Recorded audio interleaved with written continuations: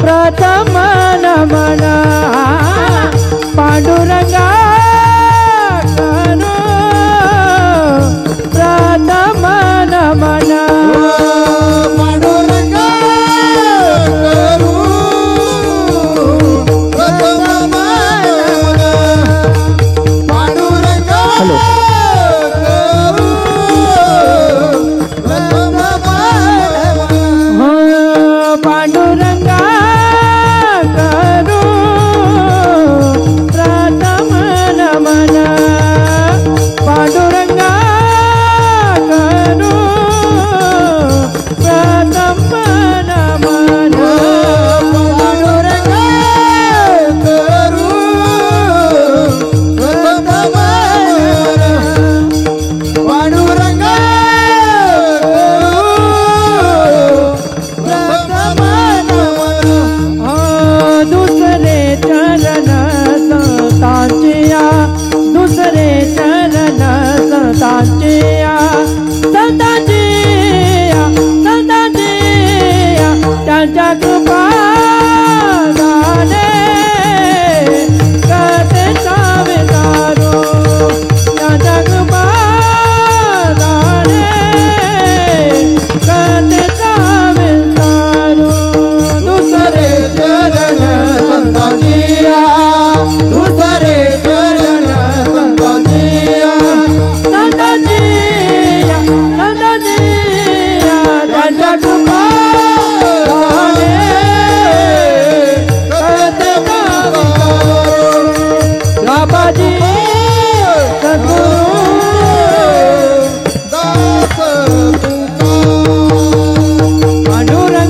करू प्रथम नमन दुसरे चरण संतांचिया त्याच्या कृपादाने कथेचा विचारू बाबाजी सद्गुरु दास तुका पांडुरंगा करू प्रथम नमन दुसरे चरण संतांचिया त्याच्या कृपादाने कथेचा विचारू बाबाजी सद्गुरु दास तुका दास तुका दास तुका पांडुरंगा करू प्रथम नमन दुसरे चरण संतांचिया त्यांच्या कृपादाने कथेचा विस्तारू बाबाजी सद्गुरु दास तुका शुक्लां ब्रह्म विचार सार परमा मध्यां जगद्व्यापिनी वीणा पुस्तकधारिणीं भयदां जड्यान्धकारापहा अस्ति स्फाटिकमालिकां विदधतीं पद्मासने संस्थितां वन्दे तां परमेश्वरीं भगवतीं बुद्धिं प्रदा शारदा ॐ नमो जियाद्या वेद प्रतिपाद्या जय जय स्वसंवेद्या आत्मरूपा देवा तुझी गणेशो सकलार्थमती प्रकाशो मणे निवृत्तिदास अवधारी जोजी सच्चिदानंद रूपाय विश्वोत्पत्त्यादि हेतवे तापत्रय विनाशाय श्रीकृष्णाय वयं नमः। श्री राधा मेरी स्वामिनी, श्री राधा मेरी स्वामिनी, मैं राधे जी की दास। जन्म जन्म मोहे दे दियो श्री वृंदावन को वास। जय जय श्री राधा रमण, जय जय नवल किशोर, जय गोपी चित चोर प्रभु, जय जय माखन चोर। जटाटवीग्वलज्वल प्रवाह पावितस्थले कलेवलं निलम्बिताम्बुजङ्गतुङ्गमालिका समड्डमड्डमड्डमनादमड्डमरवयं चकार चण्डताण्डवं तनोतु न शिव शिव, तनोतु न शिव शिवं, तनोतु न शिव शिवम्। हे दुख भंजन मारुति नंदन सुन लो मेरी पुकार पवन सुत विनती वारंवार पवन सुत विनती वारंवार पवन सुत विनती वारंवार हे दुख भंजन मारुति नंदन हे दुख भंजन मारुति नंदन सुन लो मेरी पुकार पवन सुत विनती वारंवार पवन सुत विनती वारंवार पवन सुत विनती वारंवार राम सिया जानकी बैठे हैं मेरे सीने में तेरा जानकी बैठे हैं मेरे सीने में तेरा जानकी बैठे हैं मेरे सीने में तेरा जानकी बैठे मेरे सीने में आके देख ले मेरे नगीने में आके देख ले मेरे दिल के नगीने में श्री राम जानकी बैठे हैं मेरे सीने में श्री राम जानकी बैठे हैं मेरे सीने में माझ्या विठोबाचा कैसा प्रेम भाव आपणची देव होय गुरु पडिये देह भाव पुरवी वासना अंतिते आपणा पासी न्यावे प्रस्तुत प्राप्त प्रसंगी प्राप्त स्थळी करुणा वरुणालय पंढरीश पांडुरंग परमात्म्याच्या सेवेकरता घेतलेला अभंग याची यावत भूतलावर जन्माला आलेल्या जड जीवांचा उद्धार करण्याकरता आपला देह अखंड जिजवणारे वितराग संपन्न पंचमवेद निर्माते छत्रपती शिवाजी महाराज यांचे धर्मगुरु जगद्गुरु तुकोबाराय यांचा 4 चरणाचा अत्यंत सुंदर अशा प्रकरणातला अभंग आपण चिंतनासाठी घेतलेला आहे. परंतु अभंगाला सुरुवात करण्या अगोदर अल्प असा परिहार द्यायचं म्हणजे असा आपला या पवित्र नाम पवित्र अजमेर सौंदाणे या गावामध्ये चालत असलेला अखंड हरिनाम सप्ताह त्याचप्रमाणे या ठिकाणी साधू संतांच्या आशीर्वादानं भगवंताच्या कृपेनं सद्गुरु सखाराम महाराज संस्थान अंमळनेर व त्याचप्रमाणे वैकुंठवासी हरिभक्त परायण कृष्णाजी माऊली जायखेडकर यांच्या कृपा आशीर्वादानं त्याचप्रमाणे समस्त ग्रामस्थ मंडळी यांच्या सहकार्यानं व हरिभक्त परायण गुरुस्थानी असणारे लौकिक महाराज जोशी अजमेर सौंदाणे यांच्या कुशल मार्गदर्शनाने त्याचप्रमाणे त्यांचे वडीलही या ठिकाणी उपस्थित आहेत. हरिभक्त परायण गुरुस्थानी असणारे सतीश महाराज त्याचप्रमाणे या ठिकाणी उपस्थित असणारे गायनाचार्य हरिभक्त परायण आमचे मोठे बंधू किरण भाऊ आणि दीपक भाऊ या ठिकाणी उपस्थित आहेत. ही जोडी जिथे असली तिथे कीर्तनकाराला निश्चितच आनंद येतो कीर्तन करायला. म्हणून त्याचप्रमाणे तुम्ही लेट झाले थोडे. गायनाचार्य एका गावाचे यात नवल नाही. तुम्ही एकाच गावातले 3-3 रत्न आणलेले आहेत. म्हणजे वळवाडीच गावातनं दीपक भाऊ किरण भाऊ आणि विजय दादा या ठिकाणी उपस्थित आहेत. मृदुंगाचार्य ही वळवाडीचेच आमचे विजय भाऊ या ठिकाणी उपस्थित आहेत. गायनाचार्य त्याचप्रमाणे हार्मोनियमचार्य आमचे लौकिक दादा या ठिकाणी उपस्थित आहेत. त्याचप्रमाणे या ठिकाणी समस्त ग्रामस्थ भजनी मंडळ अजमेर सौंदाणे त्याचप्रमाणे या ठिकाणी सुंदर अशी ज्यांची साऊंड सिस्टीम आहे ते सोनू भाऊ या ठिकाणी उपस्थित आहेत. सुंदर अशी साऊंड सिस्टीम एकच नंबर दुसरा नंबर नाही एकच नंबर दुसरा नंबर नाही सुंदर अशी साऊंड सिस्टीम ज्यांची आहे. त्याचप्रमाणे या ठिकाणी उपस्थित असणारे पंचकृषीतून आलेली भजनी मंडळ कोणते कोणते गाव आहेत गावातलेच आहेत ना राग नका मानू बरं. हा सगळे पंचकृषीतून आलेली भजनी मंडळ त्याचप्रमाणे अजून कोण राहिलं? तुम्ही बसलेले सगळे श्रोतृ वर्ग, मायबाप, सज्जन श्रोते, सर्वांच्या चरणावर नतमस्तक. अजून माझे गुरुवर्य, शांतीचे सागर, प्रेमाचे आगर, शांती सागर जयराम बाबा गोंडेगावकर, महनमणी गुरु माऊली जायखेडकर, गुरुवर्यांच्या चरणावर नतमस्तक. आळंदीमध्ये ज्यांच्याकडे अध्ययन केलं त्या हरिभक्तपरायण गयताई महाराज यादव, श्रीधाम वृंदावनवासी, वृंदावनामध्ये ज्यांच्याकडे अध्ययन केलं श्रीमद भागवताचं ते माझे गुरुजी श्री बालाजी महाराज गुरुजी वृंदावनवासी. सर्व गुरुवर्यांच्या चरणावर नतमस्तक. माझे माता पित्यांच्या चरणावर नतमस्तक. सेवेला सुरुवात. विठ्ठल विठ्ठल विठाला विठाला विठाला विठाला विठाला. पहिल्यांदा तर सर्वांना माझी सूचना आहे, वरच्या वरून देव किती जरी आले तरी कोणीही जागा सोडणार. आपला सप्ताह सार्थकी लागणार आहे. कारण आपण जे नामचिंतन करतोय ना, पूर्ण गावाला जी अपेक्षा आहे, काय अपेक्षा आहे तुम्हाला आत्ता सध्या तरी, बरोबर ना? मग तो जर आला तर तुम्ही देवाचं नाव सोडायचं नाही. कारण स्वार्थी लोक असतात महाराज. कसे माहितीये? देवाला म्हणतात देवा पाऊस पडू दे, पडू दे, प्रार्थना करतात, भजन करतात, नामचिंतन करतात. आणि जर तो आला तर इथून जर कोणी जागा सोडली तर मी समजून घेईल तुमची प्रार्थना खरी की खोटी, खोटी की खरी.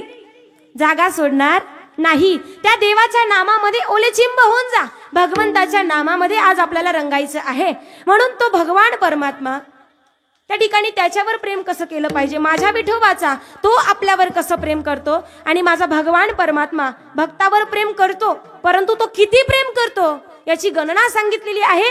भगवान परमात्मा भक्तावर इतकं प्रेम करतो माय की तो एकेकाळी देवही होतो आणि दुसरे काळी गुरु सुद्धा होतो. माझ्या विठोबाचा कैसा प्रेम भाव, आपणची देव होय गुरु. तो भगवान परमात्मा भक्तावर इतकं प्रेम करतो माय, इतकं प्रेम करतो की तो भक्ताच्या मनातलं जाणतो आणि त्याला ते पुरवतो. पडिये देह भाव पुरवी वासना, अंती ते आपणा पासी नावे. अजून किती प्रेम करतो तो भगवान परमात्मा त्या भक्ताच्या. फक्त सोबत उभा राहत नाही तर तो भगवान परमात्मा मागे आणि पुढे उभा राहून त्या भक्ताचा सांभाळ करतो. मागे पुढे उभा राहे सांभाळीत, आली या अगाध निवाराया. योगक्षेम त्यांचे जाणे जाड भारी. आणि जर भक्त चुकलाच तर त्याचा बोट धरून त्याला खरी वाट दाखवतो तो भगवान परमात्मा. आणि जर एवढ्यावर कोणाचा विश्वास बसत नसेलच तर त्याने पुराणांना जाऊन विचारावं. तुका म्हणे नाही विश्वास ज्या म्हणी, पहावे पुराणी विचारोनी. विठ्ठल विठ्ठल विठाला विठाला विठाला विठाला. अभंगाचा भावार्थ संपलेला आहे. म्हणजे कीर्तन चालू झाले. कोण म्हटलं संपलं? संपलं नाही, अजून चालू झालं. ऐका, कोणीही कीर्तन संपेपर्यंत जागा सोडणार नाही. आज कितवा दिवस आहे सप्त्याचा? कितवा? द्वितीय, बरोबर. दुसरा दिवस आज सप्ताहाचा आहे. ऐका, आपण सप्ताह करतोय माय. किती वर्ष झाले बाबा? किती वर्ष झाले? फार पूर्वीच लाय, परंपरेपासून चाललेला आहे. म्हणजे तुमच्याही लक्षात नाही कधीपासून चाललाय. जवळजवळ असं वाटतं शताब्दी झाली असेल. हो बरं, शताब्दी झाली असेल. म्हणजे तुम्हाला आठवत नाही एवढ्या जुना काळापासून आपला सप्ताह चाललेला आहे. भव्य दिव्य या ठिकाणी उत्साहामध्ये सप्ताह चाललेला आहे. गावामध्ये लोकसंख्या किती आहे बाबा? किती हजार? 7,000. मला असं वाटतं 7,000च्या 1000 लोक कीर्तनासाठी उपस्थित म्हणायला काय हरकत आहे? हो बरं, 7,000 लोक कीर्तनाला उपस्थित नाही. का नाही माहितीये? का नाही? इथे येण्यापर्यंत, इथे येण्यासाठी भाग्य असावं लागतं. इथे यायला सहजासहजी कुणी येत नाही. घरातनं पाऊल जरी काढला आणि त्याचं जर भाग्य नसेल, पुण्य नसेल ना, तो इथपर्यंत येऊ शकणार नाही. भागवतकार वर्णन करतात, भाग्यदयेन बहुजन्म समर्जितेन सत्संगम च लभते पुरुषो यदा वै अज्ञान हेतुकृत मोहमदांधकार नाशम विदायही तदोदयते विवेक. मोठ्या भाग्यानं आपल्याला सत्संग घडत असतो. संतांचा संघ, भगवंताचा हा धर्म मंडप. जिंदगी में सपने तो हर कोई सजाता है, जिंदगी में सपने तो हर कोई सजाता है, लेकिन भगवान हर किसी का सपना पूरा नहीं करता. इस हरि कीर्तन में, इस धर्म मंडप में तो हर कोई आना चाहता है, लेकिन आता तो वही है जिसे हमारे भगवान बुलाते हैं, जिसे हमारे भगवान बुलाते हैं. इथे तोच व्यक्ती येऊ शकतो. मी म्हणत नाही. तुलसीदासजी महाराज म्हणतात, बिनु सतसंग विवेक ना होई, राम कृपा बिनु सुलभन सोयी. त्याच्या कृपेशिवाय इथे कोणी येणं शक्य नाही. नाहीतर गावात एवढीच लोकसंख्या नाहीये. तुम्ही समजते आज या ठिकाणी उपस्थित झालात. ऐका, आज आपल्याला भगवान परमात्मा आपल्यावर किती प्रेम करतो आणि आपण किती करायला पाहिजे हेच या ठिकाणी आपल्याला श्रवण करायचं आहे. पहिल्यांदा तुम्हाला सांगेल, कीर्तन संपेपर्यंत हाताने काय करायचंय? टाळी वाजवायची आणि मुखाने देवाचं नाम म्हणायचंय, नामचिंतन करायचंय. तुम्ही म्हणाल टाळी वाजवण्याचे फायदे काय? कारण फायद्याशिवाय लोक काम करत. कीर्तनात टाळी होय पातकाची होणी, होय पातकाची होणी, होय पातकाची होणी.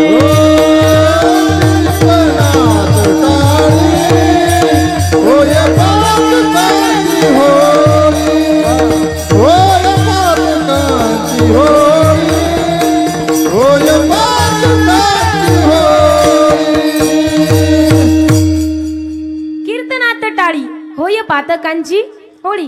कीर्तनात टाळी वाजवल्यानंतर पापाची काय होते? होळी होऊन जाते. म्हणजे ऐका, आतापर्यंत तुम्ही मागे जे पाप केलेली आहेत त्या पापाची कीर्तनात टाळी वाजवल्यानंतर होळी होते. म्हणजे इथून पुढे तुम्ही पाप करायला कीर्तनात आहात ना, हा लक्षपूर्वक ऐका, सावधानतेने ऐका. पुण्य करायला मोकळे. ऐका, टाळी वाजवल्यानंतर पापाची होळी होते माय. पण ऐका, काही लोक म्हणतात फायदा काय? ऐका, कीर्तनात जर टाळी वाजवली, टाळी वाजवण्याला शास्त्र आहे. कशी टाळी वाजवायची कीर्तनामध्ये? तर आपले 2 हात आहेत, ते दोन्ही हात आपल्या मुखासमोर यावेत आणि मुखातनं विठ्ठल नामाचा जयघोष व्हावा आणि त्या विठ्ठल नावाची हवा या टाळीमध्ये यावी. काय होईल अशाने? अभाग्याच्या रेषा भाग्यामध्ये उदित झाल्याशिवाय राहणार नाही. अनेक प्रकारच्या रेषा आहेत आपल्या हातावर, भाग्याची, अभाग्याची, विवाहाची, धनाची, अनेक प्रकारच्या रेषा आहेत. आयुष्याची रेष उजव्या हातावर सर्वात मोठी सरळ रेष असते, ती ज्याची जेवढी लांब तेवढं त्याचं आयुष्य. हात बघू नका ना तुम्ही, हात बघायला लागले. हा, केवढी काळजी आहे बघा. आमचे दीपक भाऊ सुद्धा हात बघायला लागले. हा, म्हणजे केवढी रेष आहे आपली बघूया. जेवढी रेष मोठी तेवढं त्याचं आयुष्य असं म्हणतात. आणि ज्यांची रेष कमी असेल त्यांनी पाहून घ्या बरं का. म्हणजे बॅगा पॅक करायला. बरं, कशाच्या बॅगा? कर्माच्या आणि पुण्याच्या बॅगा. कर्माचं गाठोडं, पुण्याचं गाठोडं बांधलेलं बरं, कारण कधीही बुलावा येऊ शकतो. ऐका, तर या हातामध्ये अनेक प्रकारच्या रेषा आहेत. जर अशी टाळी वाजवली, मुखातनं विठ्ठल नामाचा जयघोष झाला, तुम्ही म्हणाल माय रोज आता इथे कीर्तनकार येतील, रोज विठ्ठल विठ्ठल म्हणून चालले जातील. मग विठ्ठल विठ्ठल का म्हणायचं? नेमकं या विठ्ठल शब्दामध्ये किती अर्थ लपलेले आहेत? विठ्ठल म्हटल्यानंतर काय प्राप्त होतं? ऐका, पूर्ण विठ्ठल शब्दाचा मी अर्थ तुम्हाला फोड करून सांगते. इतका सुंदर आहे, श्लोकाच्या माध्यमातून सांगेल. विकारो विधाताय, विकारो विधाताय, ठकारो नीलकंठः, लकारो लक्ष्मीकांतः, विठ्ठलाया धीमहि. विकारो विधाता. विधाता कोण आहे? बोला ना. विधाता ब्रह्मदेव. विकारो विधाताय, ठकारो नीलकंठः. नीलकंठ हे तुमच्या पाठ आहे बरोबर. रोज सकाळी उठल्यानंतर आपण 1 लोटा जल घेतो आणि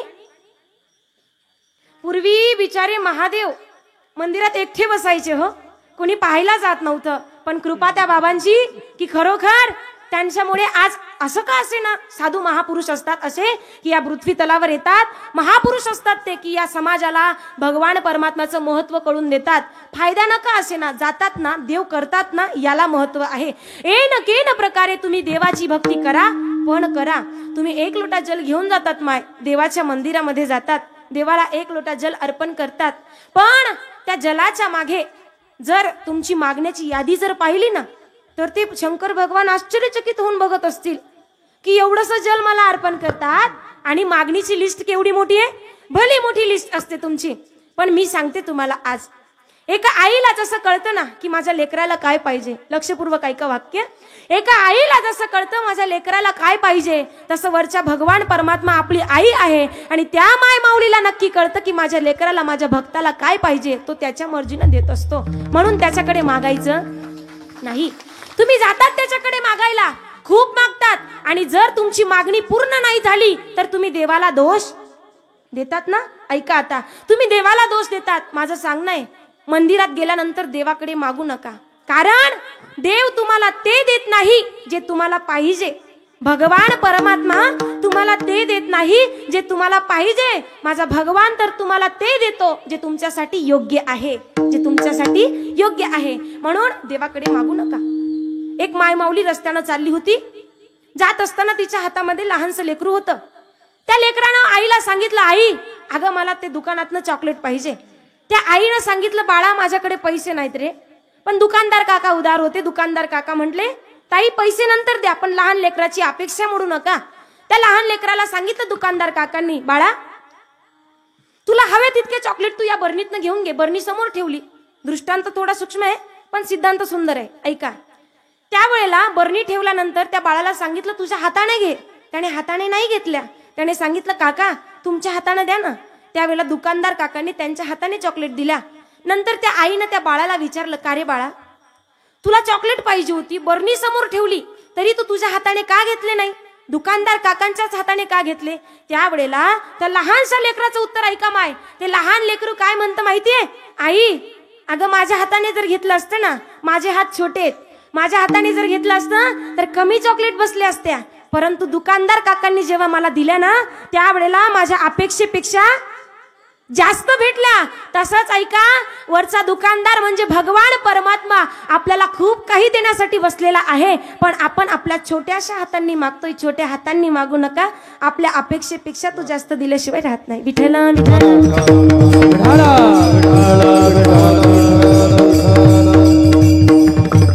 विकारो विधाताय ठकारो नीलकंठ. नीलकंठावरून विषय लांबला. ठकारो नीलकंठ, लकारो लक्ष्मीकांत. लक्ष्मीचा कांत कोण? भगवान विष्णू परमात्मा. लकारो लक्ष्मीकांत विठ्ठलाया विधीमये. ब्रह्मा विष्णू आणि महेश या तिघही देवतांचं नामचिंतन केल्याचं पुण्य केवळ एका विठ्ठल नामामध्ये आपल्याला प्राप्त होतं. म्हणून उद्यापासून जेव्हा जेव्हा कीर्तनकार येतील, विठ्ठल विठ्ठल म्हणायला लावतील ना, त्या वेळेला विठ्ठल नावाचा जयघोष झालाच पाहिजे. विठ्ठल विठ्ठल.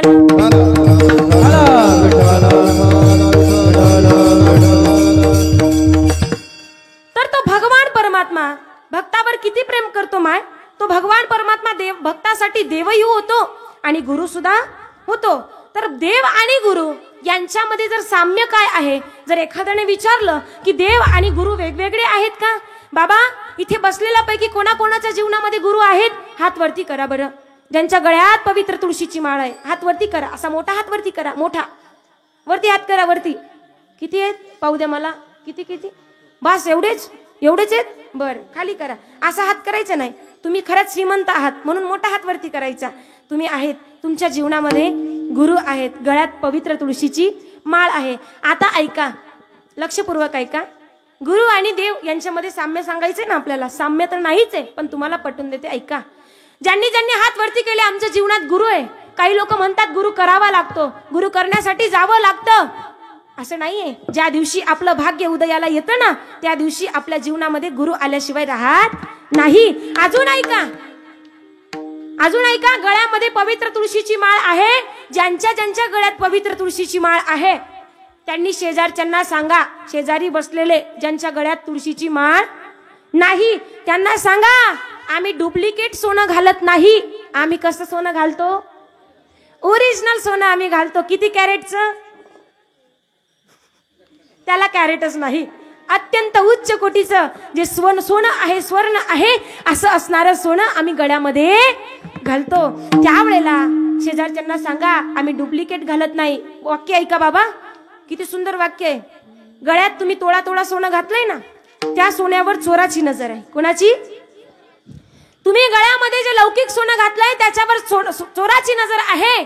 परंतु वारकऱ्याच्या गळ्यात जे तुळशी माळ म्हणून सोनं घातलंय ना, त्याच्यावर माझ्या भगवंताची नजर आहे. भगवंताची नजर आहे. म्हणून खरं सोनं जर असेल तर ते आहे. आणि त्या गुरूंच्या हातून मंत्र दीक्षा घेणं, गळ्यात पवित्र तुळशीची माळ असतं. अजून ऐका, त्या ठिकाणी भगवान परमात्मा आणि गुरु वेगळे नाहीत. तुम्ही गुरु जीवनामध्ये केले, गळ्यात तुळशीची माळ घातली.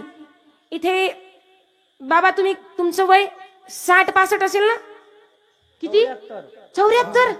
नाही नसेल शेणा शेणा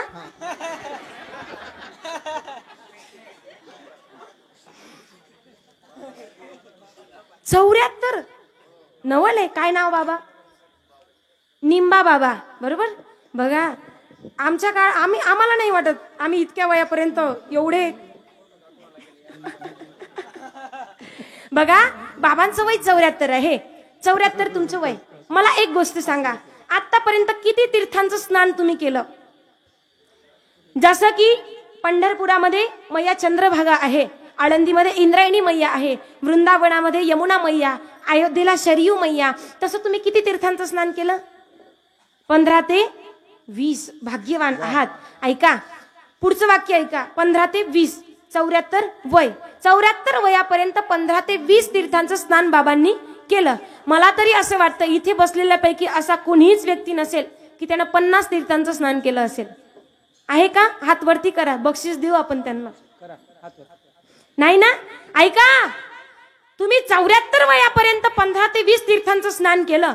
पण ऐका, पण ज्याच्या गळ्यात पवित्र तुळशीची माळ आहे त्यांना कुठेही न जाता ज्या वेळेला ते स्नान करतात, स्नान करते वेळी ते जल जेव्हा त्या तुळशी माळेला स्पर्श होऊन आपल्या शरीराला स्पर्श होतं, त्यावेळेला 108 तीर्थांचं स्नान केल्याचं पुण्य आपल्याला रोज पदरात पडतं. रोज रोज बर का, एकदा दोनदा नाही, रोज म्हणते मी, रोज 108 तीर्थ. मग ज्यांना ज्यांना वाटत असेल एवढं जर पुण्य प्राप्त होत असेल कुठेही न जाता, तर आपण याला विलंब करता कामा नाही. कीर्तन संपलं की लगेच काय करायचं? बघा चांगलं काम जे आहे ना ते कल करेसो आज, आज करेसो अभी. चांगल्या कामाला कधीही उशीर करायचा नाही. ऐका, गुरु आपल्या जीवनामध्ये आल्यानंतर आपण दीक्षा घेतो, मंत्र घेतो. मला एक सांगा, जीवनामध्ये भगवंताच्या प्राप्तीसाठी आपण काय केले? गुरु केले. बरोबर. देवाच्या प्राप्तीसाठी आपण गुरु केले. परंतु ऐका, भगवान परमात्मा आपल्या समोर प्रसन्न झाले आणि देवही आणि गुरुही आपल्या समोर उभे आहेत, प्रसन्न झालेले आहेत, प्रकट आहेत. त्यावेळेला तुम्ही पहिल्यांदा प्रथमता कुणाचं दर्शन घ्याल?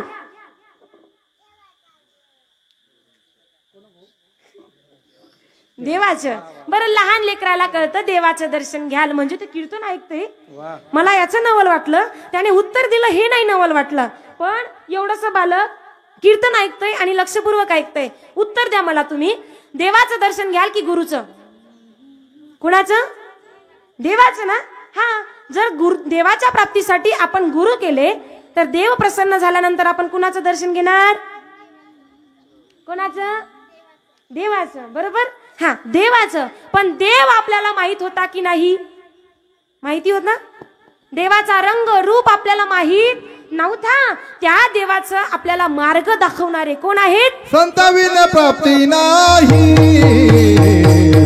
संताविना प्राप्ती नाही, संताविना प्राप्ती नाही,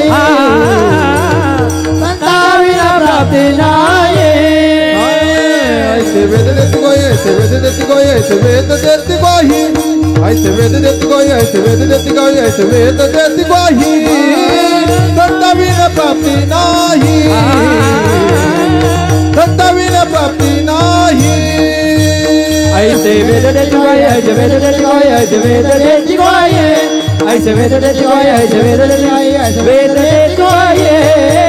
संताविना प्राप्ती नाही, संताविना प्राप्ती नाही.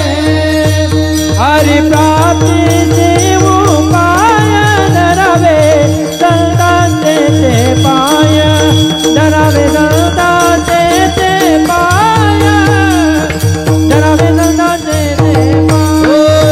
हरि प्राप्तीचे उपाय धरावे संतांचे ते पाय, धरावे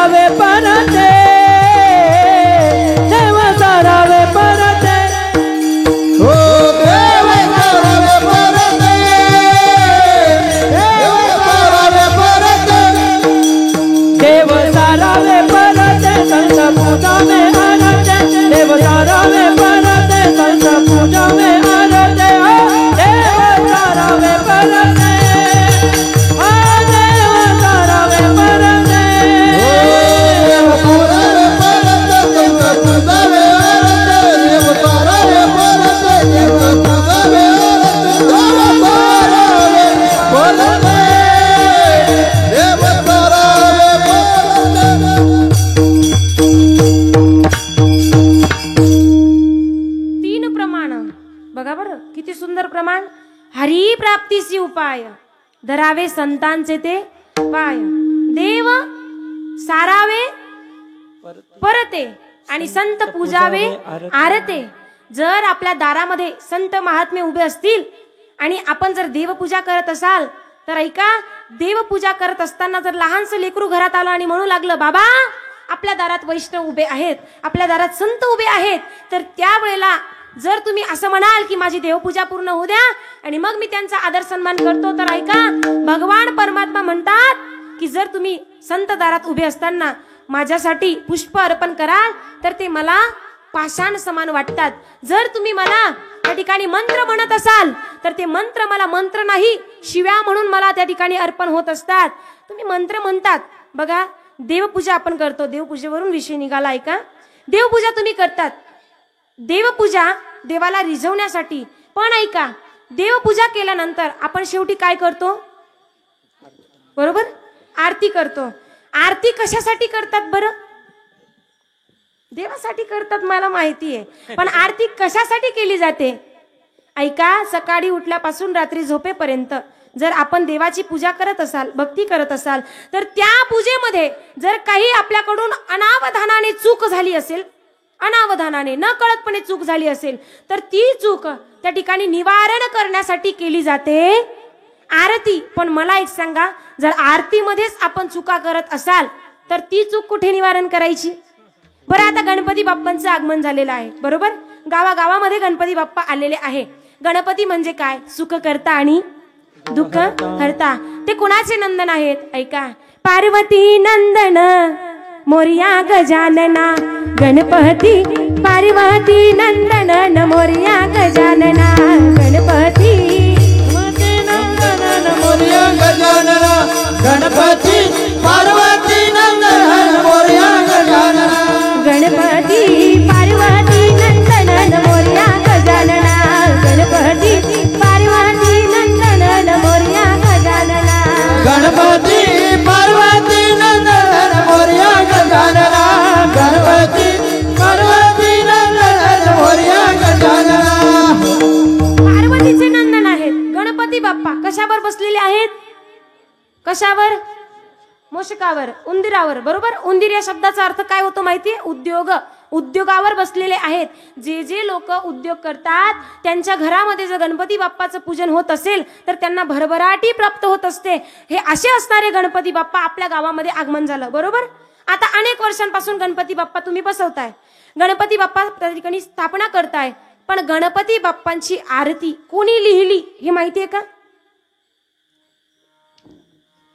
रोज आरती म्हणतो आपण, रोज अनेक वर्षांपासून म्हणतोय. माहितीये कोणाला? नाही? ऐकून घ्या, उद्या कोणी विचारलं तर सांगायला कामात येईल. गणपती बाप्पांची आरती समर्थ रामदास स्वामींनी लिहिलेली आहे. कोणी लिहिली? रामदास स्वामी. आता लक्षात राहू दे बर का. हा, ऐका, ही आरती तुम्ही कशी म्हणता एकदा मला म्हणून दाखवा, मग मी तुम्हाला सांगते की तुम्ही बरोबर की चुकीचे. बरोबर, ऐका. हा, कशी म्हणतात? म्हणा, सुख करता दुःख हरता,